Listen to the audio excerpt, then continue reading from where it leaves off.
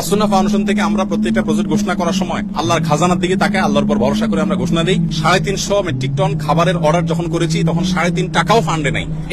এই পারপাস আগের বছরে কিছু টাকা আছে, এই বছরে নতুন 3.5 টাকাও আসে, অর্থাৎ এখন আমরা ঘোষণাই করি নাই। এই বন্যা কেন্দ্রিক কোনো ঘোষণার আগে অলরেডি আমাদের পার্চেসিং এর জন্য অর্ডার দিয়ে ফেলছে, আল্লাহর ভরসা করি। এরপর আল্লাহ তাআলা আমাদেরকে নিরাশ করেন না, হয়ে যেতে থাকে। আর আমি সবসময় একটা কথা বলি, আসুন্নাহ ফাউন্ডেশন, অনেকে বলতে পারেন ভাই এত বড় স্কেলে কাজ করেন, টাকা আসে কোত্থেকে?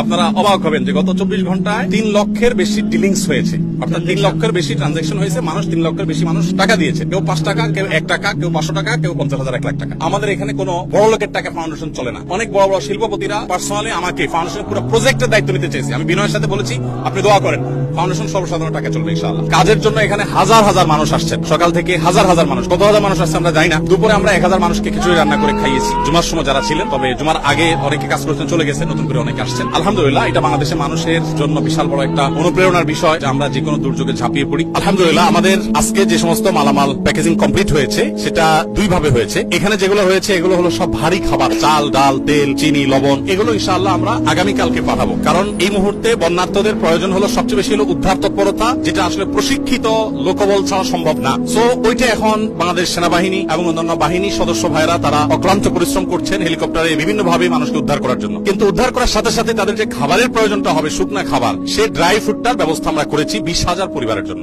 এই 20,000 পরিবার যাদের জন্য আমরা অ্যারেঞ্জ করেছি, সেটার মধ্যে আপনার ছিল হলো খেজুর, চিড়া, চিনি, লবণ। অনেকে বলেন যে ভাই গুড় কেন দিচ্ছেন না, চিনি তো ভালো না। কেউ বলবে যে গুড় দিলে হেলদি। দেখুন, আমরা যেই স্কেলে কাজ করি, এই স্কেলে গুড় কোথায় পাবো? এত গুড় কে দিবে আমাদেরকে? তো যাই হোক, চিনি এবং লবণ দেওয়া হচ্ছে যাতে করে দরকার হলে তারা প্রয়োজন মাফিক তারা স্যালাইন বানিয়ে নিতে পারে। এবং আজকে সকালে আমাদের 2টা লরি মাল পৌঁছাইছে। এটা মূলত আকিজ বেভারেজ থেকে ওনারা রেডি করে দিয়েছেন 7200 প্লাস প্যাকেট। সেখানে বাচ্চাদের জন্য দুধের একটা প্যাকেট, কত গ্রাম এক্সাক্ট আমার মনে নেই, তারপর 500 গ্রাম করে মুড়ি, 2225 ml এর পানির বোতল, এগুলো 7200 প্লাস প্যাকেট আজকে পৌঁছাই গেছে। এবং সেটা মহিপালে যে সেনাবাহিনীর ক্যাম্প আছে সেখানে আমরা হ্যান্ড ওভার করেছি এবং তাদেরকে আমরা অনুরোধ করেছি যে রিমোট এরিয়াগুলোতে তারা হেলিকপ্টার যোগে দ্রুততার সাথে যেন পৌঁছায় দেয়। আমাদের লোকজন সেখানে আছে, সেগুলো ডিস্ট্রিবিউশন চলছে। আর এর বাইরে গত বুধবার সন্ধ্যায় আমরা 3টা গাড়ি পাঠিয়েছি আমাদের এখান থেকে। একটা গাড়ি ফেনীতে গিয়ে পৌঁছাইছে, সেটা ডিস্ট্রিবিউশন হয়ে গেছে। আর 2টা গাড়ি সেগুলো মহিপালের কাছাকাছি পড়ে আছে আজকে 2 দিন প্রায় এক জায়গায়। সামনে পানি রাস্তা যেতে পারছে না, আবার পেছনে অনেক গাড়ি ব্যাকও করতে পারছে না। যারা গাড়ির সাথে গেছে তারা বুধবার সন্ধ্যা থেকে এখনো পর্যন্ত স্টিল নাও তারা গাড়ির সাথেই আছে। তো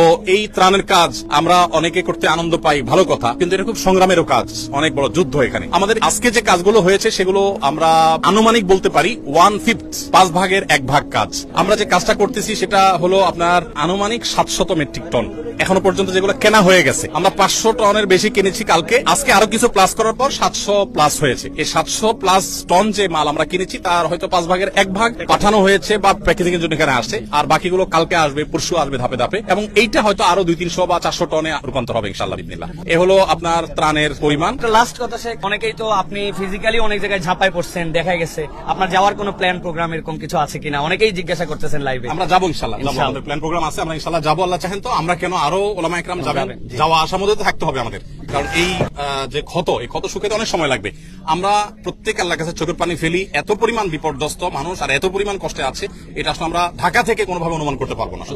পুনর্বাসনের জন্য আমরা এবছর প্ল্যান করেছি, নিয়ত করেছি, আমাদের কাছে ফান্ড যদি আল্লাহ মিলাই দেন পুরাটা, আমরা 4000 ঘর পুনর্বাসন করবো ইনশাআল্লাহ।